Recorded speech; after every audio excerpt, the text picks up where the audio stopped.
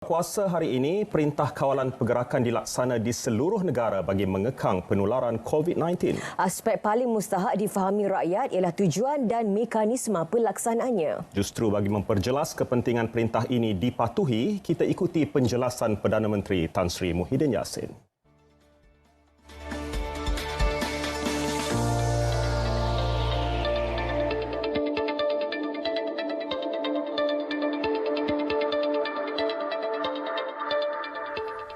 Assalamualaikum warahmatullahi wabarakatuh. Salam sejahtera. Saudara-saudari rakyat Malaysia yang saya hormati sekalian, pada malam ini saya sekali lagi berdiri di hadapan saudara-saudari sekalian untuk memaklumkan status terkini wabak COVID-19 di negara kita. Hari ini saja terdapat 117 kes jangkitan baru yang menjadikan jumlah keseluruhan kes positif COVID-19 sebanyak 790. Ini bukanlah perkembangan yang mengembirakan kita. Langkah-langkah tegas perlu terus diambil untuk membendung wabak ini daripada terus merebak. Kerana itulah kerajaan kita melaksanakan Perintah Kawalan Pergerakan yang mula berkuat kuasa pada hari ini. Saya ingin menjelaskan tujuan kerajaan melaksanakan perintah ini. Kenapa sekolah, universiti dan sebahagian pejabat, premis perniagaan dan kilang ditutup? Tujuannya ialah supaya saudara-saudari tidak perlu bergerak ke sana sini. Saudara-saudari tak perlu bersesak-sesak dalam LRT, MRT ataupun bas untuk ke tempat kerja. Tidak perlu bersesak di kantin ataupun di kedai makan di waktu rehat tengah hari. Anak-anak kita tidak perlu pergi ke sekolah, tidak perlu mengikuti aktiviti-aktiviti sukan dan lain-lain yang boleh mendedahkan mereka kepada jangkitan virus COVID-19 ini. Selama tempoh 2 minggu ini, saudara-saudari dan anak-anak hanya perlu berada di rumah. Just stay at home. Luangkan masa bersama-sama anak, isteri dan ahli keluarga. Tidak perlulah keluar ke mana-mana. Dengan cara ini, saudara-saudari terhindar daripada jangkitan COVID-19 dan penularan wabak ini insya-Allah dapat kita bendung. Inilah tujuan sebenar Perintah Kawalan Pergerakan dilaksanakan oleh kerajaan. Tujuannya bukan untuk membolehkan saudara-saudari balik kampung ataupun memenuhi jemputan kenduri atau membeli belah di pasar raya, bersia-sia di taman atau bercunti di tempat peranginan. Bukan. Tujuannya ialah supaya saudara-saudari duduk di rumah. Just stay at home and protect your family and yourself. Saya sebutkan perkara ini kerana semalam ramai yang balik ke kampung. Tak ada salahlah balik ke kampung. Tetapi saya lihat lebuh raya sesak dengan kenderaan menuju ke arah utara, selatan, timur dan barat. Stesen bas juga sesak dengan orang ramai yang ingin pulang ke kampung, ribuan bilangannya. Saya takut melihat bilangan yang seramai itu. Oleh sebab itu, saya ingin merayu kepada saudara-saudari, tolonglah. Stay put where you are. Yang ada di Kuala Lumpur, duduklah di Kuala Lumpur. Yang ada di Johor Bahru, duduklah di Johor Bahru. Kalau di Pulau Pinang, duduklah di Pulau Pinang. Kalau anda merancang untuk pulang ke kampung, batalkanlah dahulu niat ini. Pergilah balik ke kampung di waktu yang lain. Saya minta tolong untuk tempoh 2 minggu ini sahaja dulu. Kenapa? Kerana kita hendak putuskan rantaian jangkitan. We want to break the chain of infection of this virus. Supaya jumlah orang yang dijangkiti wabak virus COVID-19 ni dapat dikurangkan ataupun dihapuskan. Kenapa tempoh Perintah Kawalan Pergerakan ni selama 2 minggu? Inilah COVID-19 ini mempunyai hayat inkubasi ataupun incubation 2 minggu. Terdapat kes di mana simptom hanya muncul selepas itu. Dan kerajaan berharap selepas habis tempoh 2 minggu, mereka yang mempunyai simptom berjaya diasingkan untuk diberikan rawatan, menjadikan Malaysia ini bebas daripada COVID-19. Jika dalam tempoh ini kita belum berjaya sepenuhnya, maka kerajaan mungkin terpaksa melanjutkan tempoh perintah kawal ini. Mungkin untuk 2 minggu lagi ataupun lebih panjang daripada itu. Dan oleh itu adalah penting bagi kita semua untuk mengasingkan diri dan juga keluarga kita daripada terdedah kepada virus COVID-19 dengan berada di rumah. Saudara-saudari sekalian, virus ini berjangkit daripada manusia ke manusia menerusi sentuhan.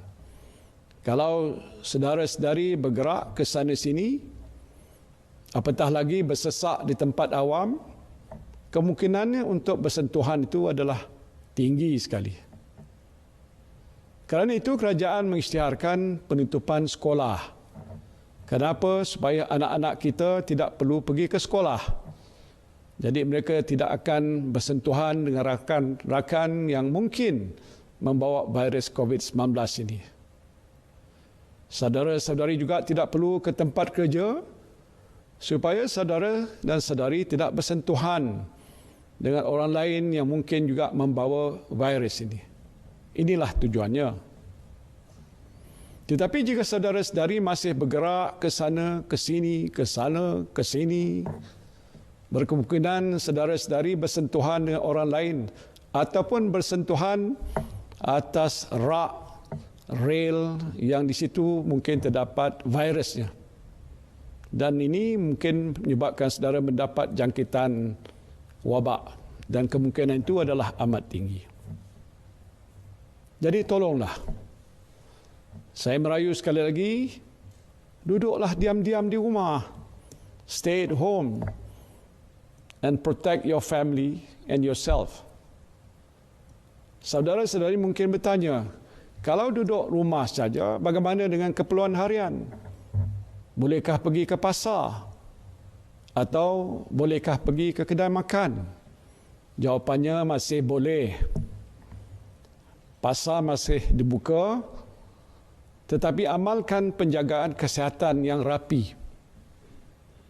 Elakkan bersentuhan dengan cara menjarakkan diri daripada orang lain. Doktor menasihatkan sekurang-kurangnya mungkin 1 meter di antara kita dengan jiran kita dan sebagainya. Dan juga kita harus mengamalkan amalan untuk bersihkan diri kita, basuh tangan kita ini dengan menggunakan sabun ataupun sanitizer. Kalau boleh mandi dengan lebih kerap supaya badan kita sentiasa bersih. Kedai makan juga dibuka. Tetapi untuk mengelakkan risiko jangkitan, saudara-saudari tidak dibenarkan makan di kedai. Itu mungkin di masa-masa yang lain bila mana wabak ini sudah tidak ada lagi. Pesanan makanan, bungkus dan bawa balik ke rumah. Ataupun lebih baik gunakan perkhidmatan pengantaran makanan ke rumah ataupun home food delivery service. Maka dengan cara ini saudara dan saudari tidak perlu lagi keluar daripada rumah untuk membeli makanan. Jangan pula menggunakan peluang 2 minggu ini untuk lepak di kedai mamak. Memang saya pun suka macam itu. Tapi tak boleh waktu sekarang ni. Janganlah saudara-saudari lakukan hal itu. Dan kalau itu kita lakukan, pastinya ia akan lagi meningkatkan risiko jangkitan virus ini kepada anda semua. Elakkan jugalah melepak dengan kawan-kawan di restoran, di kopitiam, di pusat hiburan, ataupun di mana-mana tempat yang boleh mendedahkan saudara-saudari kepada jangkitan wabak ini. Saya tahu ketika ini adalah musim kenduri kahwin. Maklumlah cuti sekolah ni, ramai yang membuat majlis kenduri kahwin. Saya ingin mengingatkan saudara-saudari, termasuklah dalam perintah kawalan pergerakan ini ialah perhimpunan ramai. Dan antaranya ialah dalam majlis kenduri kahwin.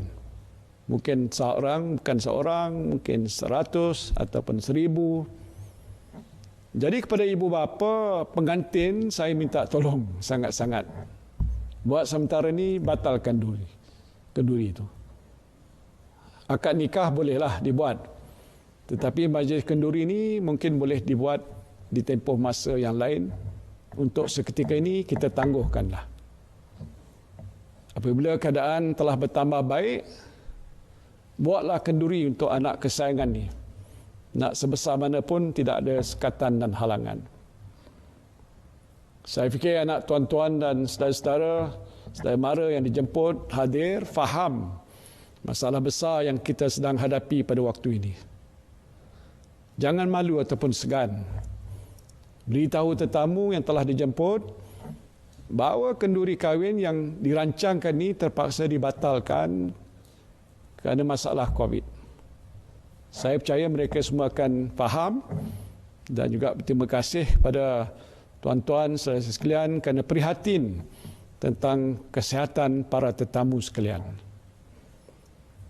Ini adalah antara perkara-perkara yang mungkin dianggap kecil, tetapi amat penting untuk kita lakukan bersama.